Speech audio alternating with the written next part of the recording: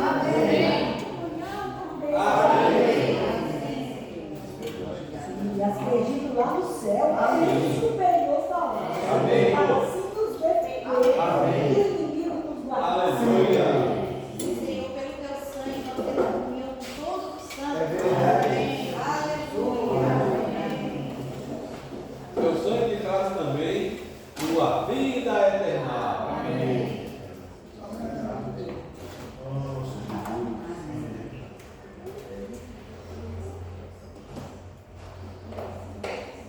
Amém.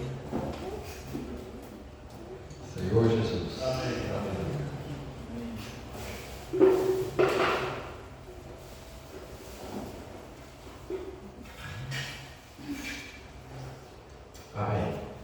Graças a Deus, irmãos. Amém. Estamos servidos. O Senhor é quem nos reúne, né? Nós temos visto ao longo dos domingos, pela vida do Senhor, algumas mensagens sobre verdades essenciais para a nossa vida cristã. A primeira foi sobre a Bíblia, né? Sendo a palavra de Deus, onde a nossa fé está embasada. Depois nós vimos sobre a graça, né? Depois sobre a fé. E na última semana nós vimos sobre Cristo, que é o centro de toda a palavra de Deus. Toda a Bíblia ela aponta para Cristo. No plano de Deus, Cristo é tudo e em todos. Então, nós nunca podemos perder o Senhor, né, de vista, porque para Deus, o Senhor, como hoje nós partimos o pão, Ele é a essência, né, de tudo que nós temos e somos. E Ele é a razão de todo esse universo existivo. Olha, é uma coisa maravilhosa essa pessoa de Cristo, né? E eu queria começar, semana passada nós vimos que Cristo, Ele foi prometido, Ele foi profetizado ao longo de todas as Escrituras, né? Desde a Gênesis, né? Como a semente da mulher, depois a semente de Abraão. Nós estamos vendo várias promessas, né, de que esse Cristo viria. E esse Cristo veio. Amém. E agora nós estamos vivendo como aqueles lá no passado que olhavam para as promessas e as saudavam de longe, né? Mas eles todos obtiveram bom testemunho pela fé. Amém. Porque eles creram naquelas promessas, mesmo não as terem alcançado ainda. Mas hoje nós olhamos para Cristo não para frente, nós olhamos para Cristo que já veio. E graças a Deus, em Cristo, todas as promessas de Deus têm o sim e têm o amém.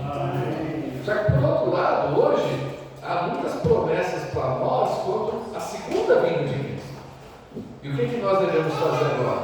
Assim como aqueles que creram, hoje é a nossa vez de crermos nas promessas que virão, não é? O Senhor virá. Amém. O reino virá, o reino de justiça, de alegria e de paz. E nós sabemos que também o Senhor voltará e vai introduzir um novo céu, uma nova terra, onde habita justiça. Graças a Deus. Então hoje é a nossa vez de olharmos para a palavra de Deus e crermos nessas promessas que ainda virão, né? Mas nós temos uma certeza: o Senhor, todas as promessas que Ele falou, Ele as cumpriu. E aquelas que ainda não foram cumpridas, vão se cumprir ou não, irmãos? Certamente vão se cumprir. Nós somos da fé, amém? Nós somos os que creem. Amém. E hoje o sentimento que o Senhor deu ainda, nós vamos falar de Cristo, nós vamos ficar um ano só falando dele. Porque a vida toda fala dele, imagina. Então, mas assim, qual o sentimento? Semana passada eu falei com o senhor lá em Lucas, né? Falou, começando por Moisés, passando por todos os profetas, falou que a seu respeito constava em todas as Escrituras. Então, em Moisés, né, no Pentateuco, nos Salmos, nos profetas, tudo já falava de Cristo. E agora, o sentimento que Deus foi mostrar também que Cristo não só foi visto no Antigo Testamento pelas profecias e pelas promessas com respeito à pessoa dele, mas Cristo também pode ser visto nas sombras, nos tipos, nas figuras que há sobre Cristo no Antigo Testamento. E lá no livro de Gálatas, né? Gálatas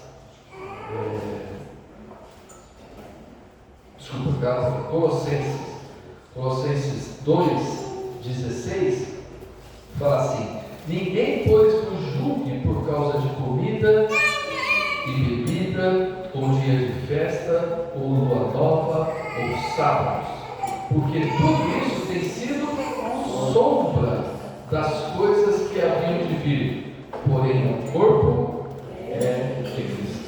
Isto é, a realidade, todas aquelas sombras é Cristo.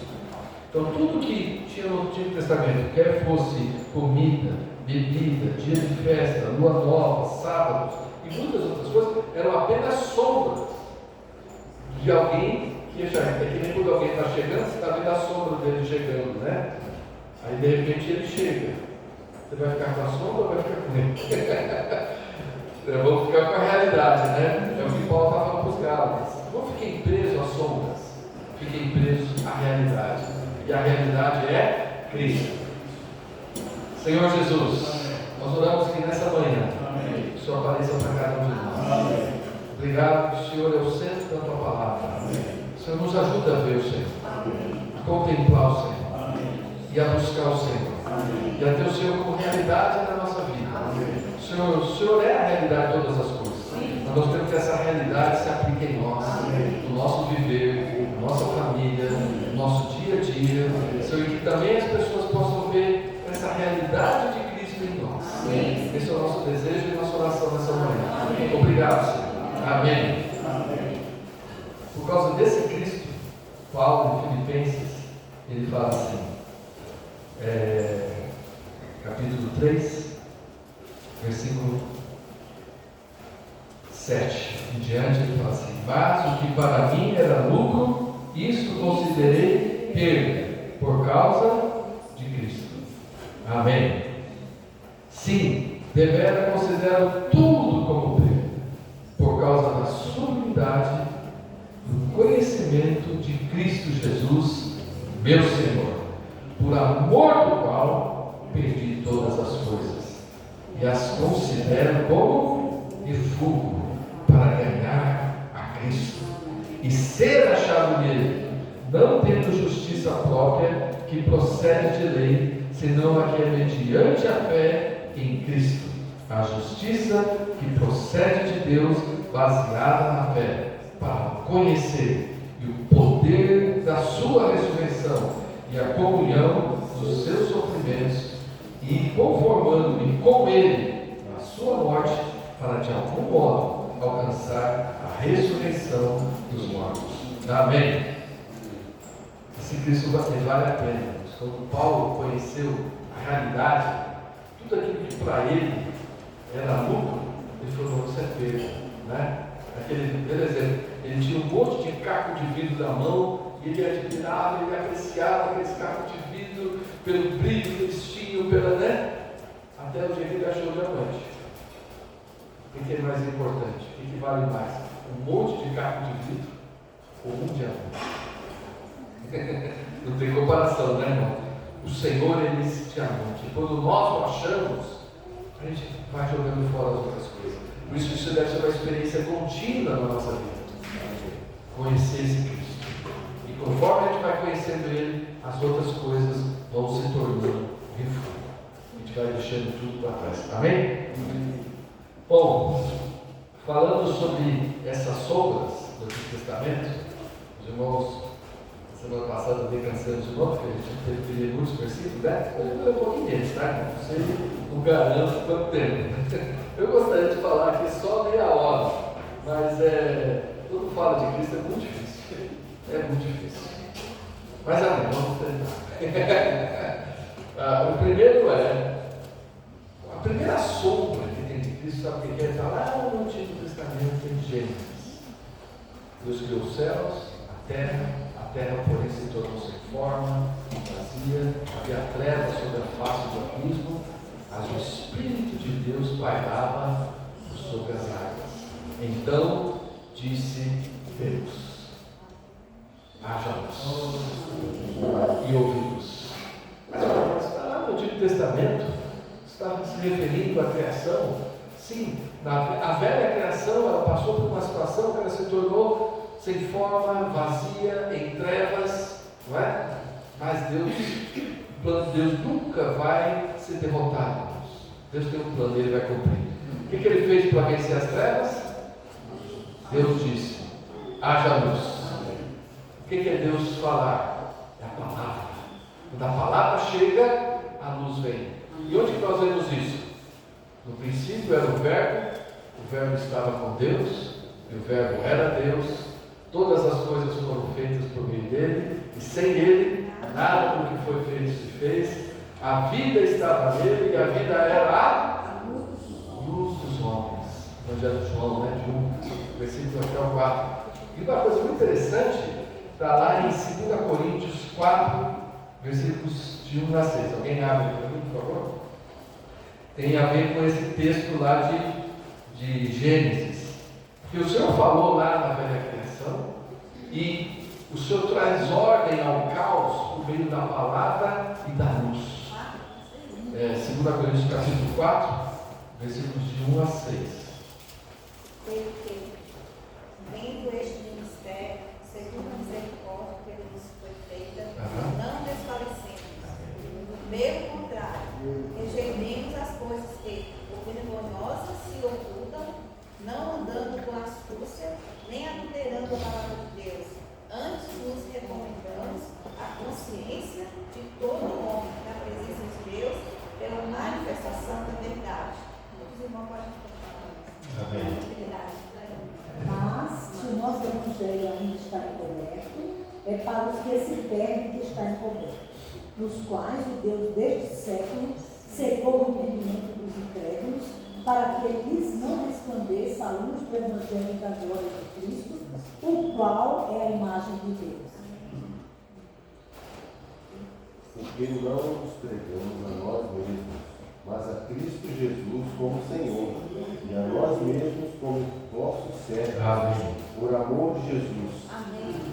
Porque Deus que diz: nas trevas resplandecerá a luz. Amém. Ele mesmo resplandeceu em nosso coração, para a iluminação do conhecimento da glória de Deus na face de Cristo. Amém. E Paulo aqui faz uma aplicação. Ele fala: Deus que disse: de trevas resplandeça, Ele mesmo resplandeceu onde?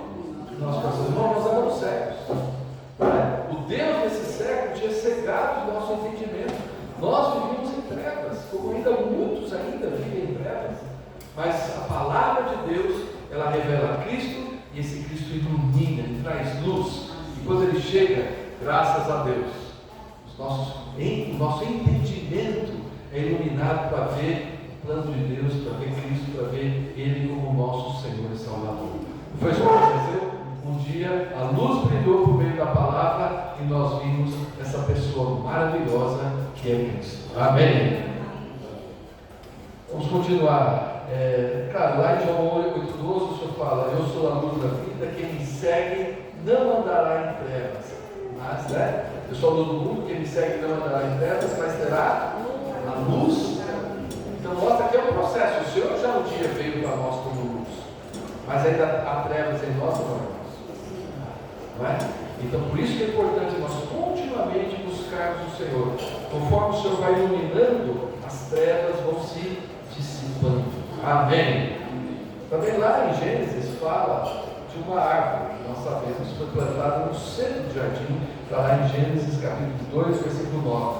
No meio do jardim, o Éden significa prazer. Deus queria ter prazer com o homem, que a alegria de Deus era ter o homem, a sua imagem e semelhança lá, com quem ele podia ter comunhão, conversar com o homem. E ele plantou no meio do jardim uma árvore. O nome dessa árvore é bem simples: é a árvore da vida. Mas tinha uma outra árvore, uma árvore bem complicadinha, né? Árvore do conhecimento do bem e do mal. Né? Olha só, as coisas do inimigo são sempre complicadas, né? E às vezes quando ele tenta complicar, é sempre assim. E o Senhor é muito simples, ele é só a árvore da vida. Mas por que a outra árvore foi chamada árvore da morte? Porque ela é sutil. O inimigo nunca vai se apresentar para nós como morte. Ele vai vir como conhecimento do bem e do mal. Porque ele quer substituir Deus. Ele quer tirar Deus. Ele não quer que nós dependamos de Deus para conhecer as coisas. Ele fala: não, você já sabe de tudo, você conhece tudo, Você não precisa de Deus, você é autossuficiente. Não, irmãos, nós não somos autossuficientes. Bom, o homem pecou, e porque ele pecou, lá em Gênesis 3, fala que o caminho para a árvore da vida foi fechado, para que o homem não tocasse na árvore da vida e tivesse vida. Esse caminho foi fechado lá no Éden, mas graças a Deus, esse caminho foi aberto por meio de Cristo. Amém. Lá em Hebreus, capítulo 10, fala que o Senhor, Ele nos abriu um novo e vivo caminho. Para onde? Que caminho é esse? É para nós termos acesso de novo à vida. E quem é essa árvore da vida? Nós sabemos, irmãos? O Senhor falou: eu sou o caminho, a verdade e a vida. Isso está em João 14:6, Depois em João 15:5, o Senhor fala: eu sou a videira verdadeira. Aí quando você junta os dois, eu sou a vida, eu sou a videira, quem é Jesus? Ele é a árvore da vida. Aí você fala: puxa, esse caminho estava fechado, o Senhor nos abriu, e agora? Aí Apocalipse, capítulo 22, fala que lá na Nova Jerusalém vai também ter a árvore da vida, o rio da água da vida. E lá em Apocalipse 22:14, alguém lê para mim? Apocalipse 22:14. Bem-aventurados aqueles que lavam as suas vestiduras no sangue do Cordeiro, Amém. para que lhes assistam o direito à árvore da vida. Sim. E entrem na cidade pelas portas. Amém. Então quem lava as suas vestes no sangue do Cordeiro é bem-aventurado, é feliz, é abençoado. Por quê? Porque tem direito à árvore da vida. Nós perdemos a árvore da vida em Adão, em Cristo nós temos ela de volta. Amém.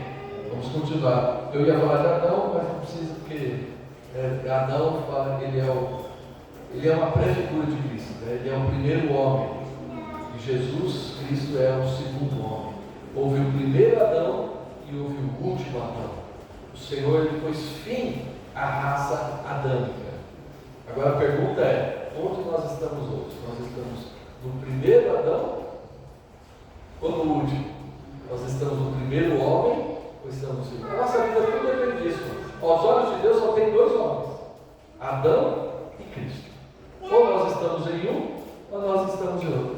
É um paradoxo, Mas às vezes nós somos meio dupla personalidade. Porque, bipolar, Porque ou nós estamos em Adão, ou estamos em Cristo. Qual o segredo? Estar em Cristo. Oh Senhor Jesus, possamos estar o Senhor em Cristo. Adão foi terminado. O desejo de Deus é que nós estejamos em Cristo. Além disso, o Senhor também é uma arca. Lembra lá em Gênesis 6? O Senhor vai fazer uma arca. E saiba, irmãos, por que o Senhor mandou fazer uma arca? Lá em Gênesis 6, o Senhor mandou, Gênesis 7, o Senhor mandou Noé, entra na arca, você e sua família. E eles entraram. E não só ele, tudo mais que entrou lá foi salvo na arca e pela arca. A arca representa Cristo, porque quando nós entramos em Cristo, nós somos salvos em Cristo e por meio de Cristo. Lá em 1 Pedro capítulo 3 fala disso, que pelas águas eles foram salvos, daquela geração ímpia, daquela geração pecadora. Imagina, eles estavam do lado de fora, estava tudo sendo julgado, condenado por Deus, Aquela geração ímpia estava sendo julgada e condenada, mas quem estava dentro da arca estava salvo. Oh Senhor Jesus, possamos ser aqueles irmãos que oram e intercedem pela nossa família. Noé, nesse aspecto, é um grande exemplo para nós, porque não só ele entrou na arca, ele conseguiu levar toda a sua família a estar dentro daquela arca e ser salvo. Essa é a nossa missão hoje. Nós também estarmos na arca, entrarmos na arca, envolvermos aqueles que estão junto conosco nessa questão e procurar levá-los para dentro da arca, porque é Cristo que vai salvá-los dessa geração. Amém? Outro exemplo, esse aqui é o exemplo que importa toda a vida. O Senhor, no Antigo Testamento, ele é representado pelo Cordeiro, Lembra do Isaac? O Isaac era o filho único amado de Abraão. Aos olhos de Deus, Abraão só teve um filho, que foi Isaac. Não é? E ele foi herdeiro de tudo que Abraão tinha. Para Isaac, Abraão deu tudo. Até que um dia, Abraão falou assim, Deus falou para Abraão: toma teu filho, teu único filho, a quem tu amas, e oferece. E Abraão foi, pegou o menino, chegou no momento, deixou os servos, aí fez subir para o menino. Aí o menino, olhou para o pai e falou: pai, o certo está aqui a lenha, está aqui o cutelo, o dia está bom, só está faltando uma coisa, pai. Cadê o cordeiro? O que Abraão respondeu para ele? O Senhor proverá, meu filho. Amém. Olha para quem está do lado e fala: o Senhor proverá. Você viver pela fé. O Senhor proverá. Olha, se coloca no lugar de Abraão. Que situação, né, irmão? Isso é viver pela fé. Ele não tinha a concretização da promessa, mas ele tinha a promessa que Deus era poderoso até para ressuscitar. E ele foi, levou o filho. Aí quando ele estava para matar o filho, Deus falou: não faça nenhum mal, né? E imediatamente quando ele levantou os olhos, o que ele viu? Ele viu um cordeiro enrascado lá no meio dos espinhos, né? O Senhor proveu que um cordeiro. Esse cordeiro, ele segue toda a Bíblia, irmãos, e lá na Nova Jerusalém, ele vai estar lá ainda. Impressionante, né? A Bíblia fala que vai estar Deus, no trono vai estar Deus e o cordeiro. É interessante falar, e o cordeiro. O que é que nós vemos aqui? A memória do cordeiro precisa estar sempre no nosso coração, porque foi alguém que foi imolado por nós no nosso lugar. Lá no lugar de Isaac, Deus providenciou o cordeiro. E lá em Romanos, o Senhor fala: aquele que não poupou o seu próprio filho, antes o entregou por todos nós, porventura não nos dará com ele gratuitamente todas as coisas? Quer dizer, no caso de Abraão, o Senhor poupou o filho dele, mas quando ele foi enviar o seu próprio filho, ele não poupou. Graças a Deus. Pode falar: graças a Deus. O Senhor não poupou o seu filho por nós. Então, esse cordeiro, ele segue a Bíblia lá, isso em Gênesis, em Êxodo, quando o Senhor foi libertar o povo do Egito, a mesma coisa. O Senhor falou para as famílias se reunirem, as famílias, o desejo, irmãos, isso é tão bacana ver, né? Qual que era o desejo de Deus para o seu povo? É que cada família fosse uma família de sacerdotes. Deus queria que o povo dele fossem sacerdotes. O que é ser sacerdote? É aqueles que levam as pessoas para Deus. São aqueles que oferecem algo para Deus. São aqueles que adoram a Deus. São aqueles que buscam a Deus. São aqueles que intercedem a Deus. Deus queria que toda a família, então cada família tinha que pegar um cordeiro, sem defeito, imolar, pegar o sangue, colocar nos lugares, a gente vai essa história, não é? E aí o anjo ia passar e ia olhar para o sangue, não é? Nós olhamos o sangue como é importante. Não é sentimento, não é emoção, é fé, é crer, é obedecer o que Deus falou. Põe o sangue no lugar, mas eu não estou sentindo nada, não precisa sentir não, é para o anjo ver. Quando o anjo viu, o anjo passou por cima. Ó Senhor Jesus! Mas eles não só imolaram o cordeiro, passaram o sangue, tinham que comer a carne do cordeiro. E aí começava a festa, né, dos pães depois. Então o Senhor, aí você fala, mas o que isso tem a ver conosco? Bom, o apóstolo Paulo nos ajudou a ver lá em 1 Coríntios, capítulo 5. Alguém abre para mim. 1 Coríntios 5, versículo 7 e 8. Amém.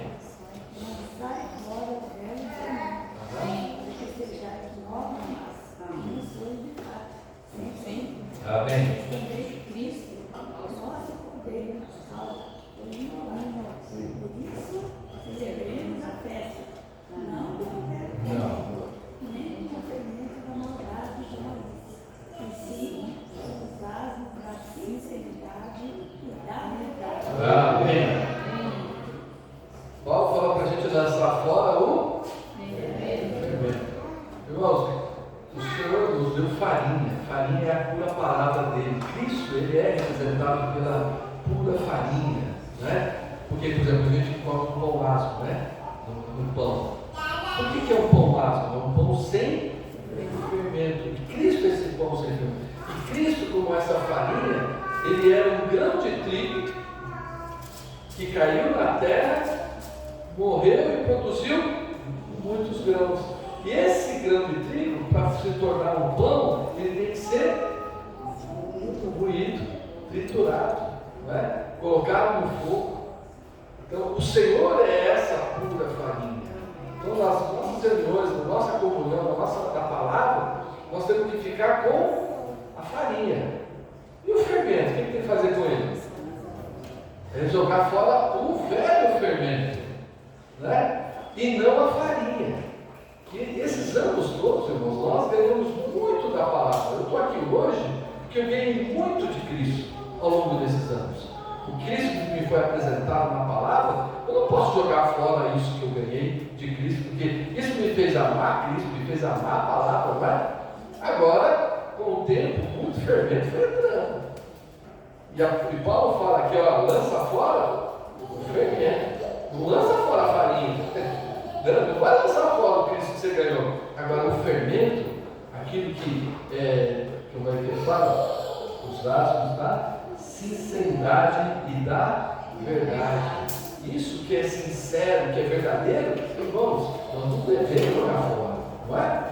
Mas o fermento vamos jogar fora. E ele fala que Cristo, nosso Cordeiro Pascal, na verdade, Cristo, ele é toda a Páscoa. Não é? Ele é tudo. Olha que coisa maravilhosa. O Senhor, ele é tudo ali. Ele é as ervas amargas, ele é o Cordeiro, ele é o pão asmo, ele é o que nos fortalece para seguir a nossa jornada. Ele é todos os itens da Páscoa. Paulo mostrou para nós. Aquilo que eles tiveram lá no Antigo Testamento, hoje nós temos a realidade em Cristo. E não só isso, Cristo não é só o Cordeiro, né? Vou estender muito aqui. Cristo também, ele é a rocha fendida. E onde que está isso? Vamos aproveitar que nós estamos em 1 Coríntios, capítulo 10.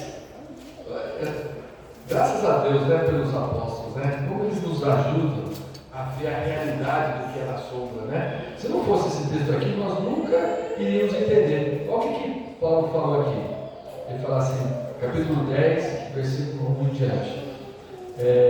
Olha, irmãos, não quero que ignoreis que os nossos pais estiveram todos sob a nuvem, e todos passaram pelo mar, tendo sido todos batizados, assim na nuvem como no mar, com respeito a Moisés.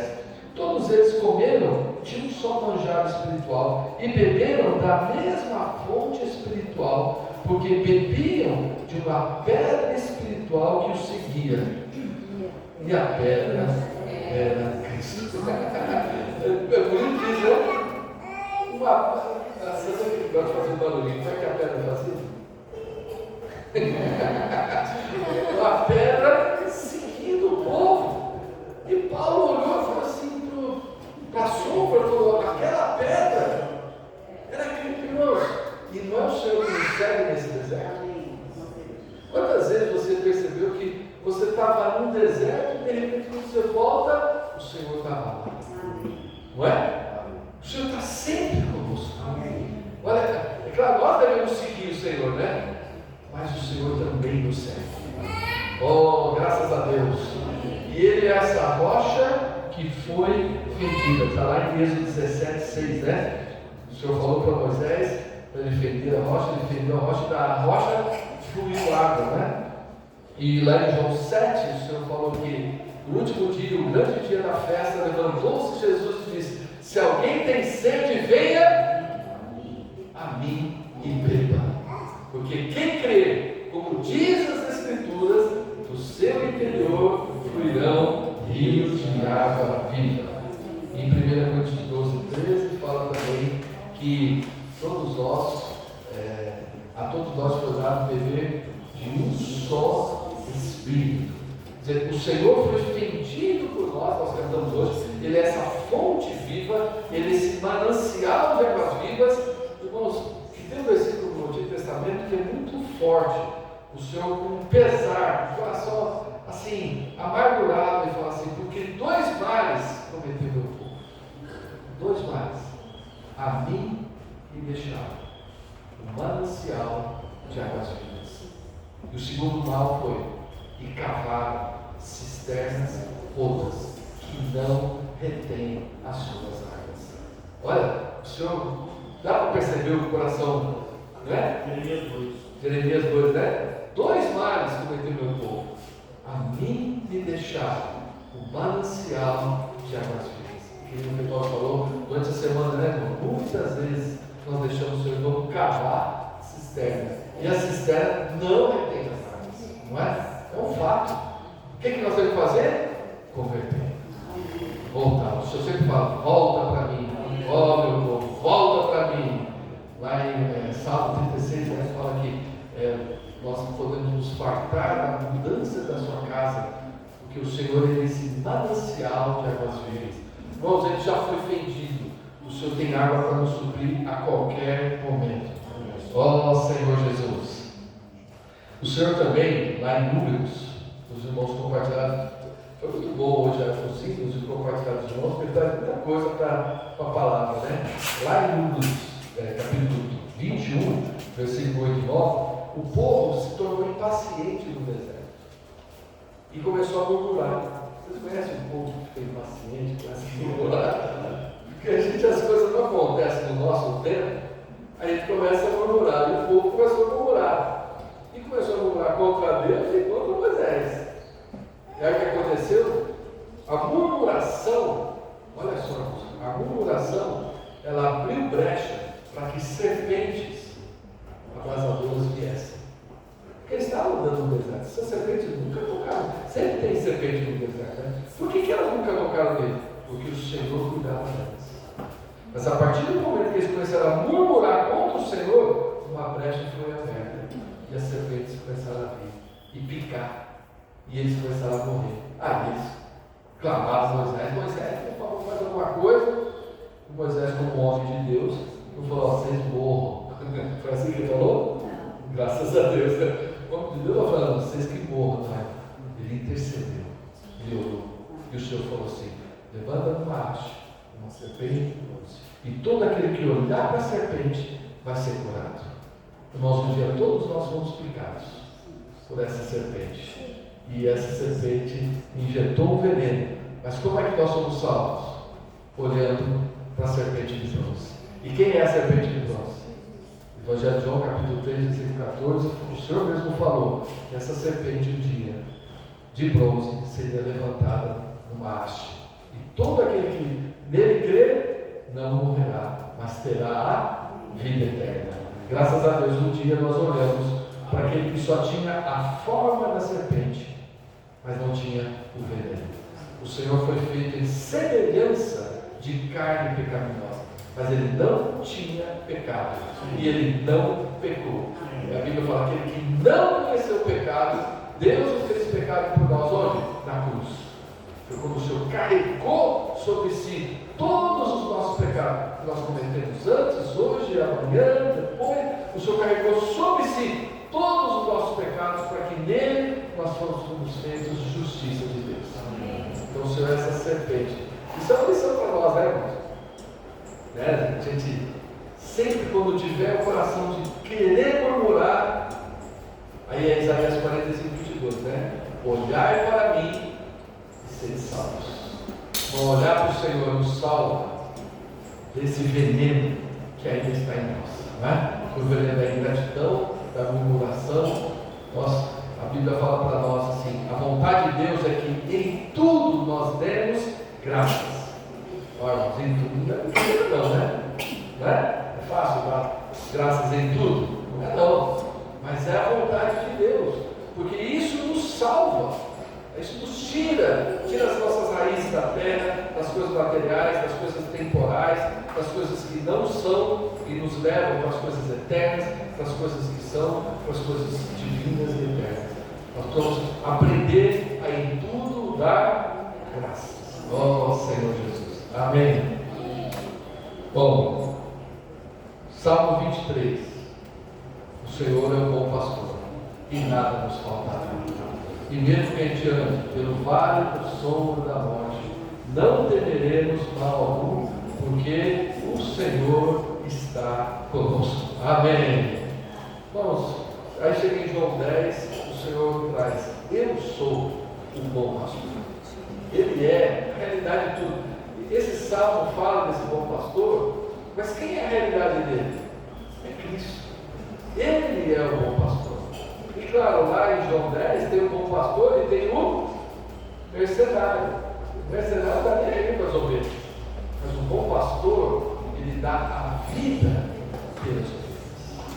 Ele não é aquele que pula o muro, ele não é aquele que espanca as ovelhas, ele não é aquele que quando vê o lobo vindo foge, né, porque é mercenário, né? E nós conhecemos muito bem o que é ser mercenário, né? O mercenário faz as coisas por dinheiro, né? O interesse dele é ganhar algo. Mas o Senhor veio para nos ganhar, para nos salvar. E isso nós vemos não só no Senhor, naqueles servos de Deus que seguiram. Paulo, lá em Tessalonicenses, ele fala que quando ele foi para Tessalônica, ele diz assim: quando nós apresentamos o Evangelho, nós não queremos só apresentar o Evangelho, nós estávamos dispostos a dar a nossa própria vida. Olha que coisa bacana, né? A pessoa que está cheia de Cristo, ele não faz as coisas por interesse, ele faz essas coisas por amor. Assim como o Senhor. Por que o Senhor, ele se entregou por nós? Foi por amor, não é? É porque a gente merecia? Alguém aqui merecia? Hã? Mas o bom pastor, ele é legal que lá em 1 Pedro, capítulo 1, o Senhor é apresentado como cordeiro sem defeito e sem marca. Mas no final do capítulo 2, ele é apresentado como o supremo pastor e bispo das nossas almas. O cordeiro, ele é pastor. O Senhor veio como cordeiro, morreu como cordeiro, mas para nós hoje, além de ser cordeiro, ele é também aquele que apacenta as nossas almas. Então, quantas vezes nós já fomos apacentados a nossa alma? Em aflição, em angústia, não é? Em dúvidas. O Senhor não veio apenas nos salvar da condenação eterna. O Senhor é aquele que vem para curar a nossa alma. Amém. Irmãos, todos nós viemos de alguma situação e nós passamos por vários traumas, mas esse Senhor, que é o cordeiro, que é o pastor, que é aquele que cuida de nós, que é aquele que nos apacenta, que é aquele que supervisiona nossas almas, que é aquele que pastoreia as nossas almas e é aquele que cura as nossas feridas. Ele cura os nossos traumas. Oh, Senhor Jesus! Obrigado, Senhor, por ser esse pastor. Para terminarmos, o Senhor é o Rei da Glória. Salmo 24. Salmo 24, isso eu quero ler com os irmãos. Salmo 24, versículos 7 a 10. Fala assim: levantai, amém, ó portas, as vossas cabeças, levantai-vos, ó portais eternos, para que entre o Rei da Glória. Aí vem a pergunta: quem é o Rei da Glória? O Senhor, forte e poderoso, o Senhor, poderoso nas batalhas. Levantai, ó portas, as vossas cabeças, levantai-vos, ó portais eternos, para que entre o Rei da Glória. Quem é esse Rei da Glória? Responda. Ele é o Rei da Glória. Amém. Lá em Hebreus 2:9 fala que o Senhor foi coroado com glória. Lá em Apocalipse também, nesse capítulo 19, 16, mostra que o Senhor, ele é aquele que veio vencendo para vencer, e ele tem na coxa dele escrito o verbo da vida, e ele com um sopro, ele vai derrotar o anticristo e o seu exército. Oh, Senhor Jesus! E esse Senhor, que é esse Senhor vitorioso, lá em 2 Coríntios, capítulo 2, 14, segura aí o salmo, segura o salmo, aí que eu vou voltar nele. 2 Coríntios 2, 14, fala de uma procissão. Que procissão é essa? Graças, porém, a Deus, que em Cristo sempre nos conduz em triunfo, e por meio de nós manifesta em todo lugar a fragrância do seu conhecimento, porque nós somos para com Deus o bom perfume de Cristo, tanto dos que são salvos como dos que se perdem, para com esse cheiro de morte para a morte, para com aqueles aroma de vida para a vida. Quem, porém, é suficiente para essas coisas? Amém? Ele está falando aqui de uma figura que no passado, quando o general ele vencia um povo, ele trazia aquelas pessoas como um séquito, né, dos derrotados, e eles vinham atrás do general, entrando na cidade, e as pessoas vinham com incenso, carregando incenso. E claro, aquele cheiro de incenso, para alguns que foram preservados, que se renderam, era um aroma de vida para vida. Para outros que não se renderam, aquele aroma era um aroma de julgamento, de morte para a morte. Irmãos, hoje nós somos esses que estão seguindo esse general vitorioso. E sabe por que nós estamos seguindo? Porque ele nos venceu. Nós lutamos contra ele, nós resistimos contra ele muitas vezes, mas o Senhor sempre vence. Amém. E hoje nós podemos exalar a fragrância do seu conhecimento. Não é porque nós sejamos bonzinhos, é porque um dia nós nos rendemos. Amém. Por isso, irmãos, lá nos portais eternos, há essa pergunta: quem é esse Rei da Glória? Nunca um homem passou pelos portais eternos. Somos. Por enquanto. Por enquanto, o nosso precursor. Quem é esse Rei da Glória? É a pergunta que os anjos fizeram. Quem é esse? Qual homem ousaria passar pelos portais eternos? O Cristo. Amém. E ele passou como nosso precursor. Para quê? Para levar muitos filhos à glória. Oh, Senhor Jesus. Quem é esse rei? O Senhor. Amém. Vamos proclamar isso de pé, juntos? Quem é esse rei?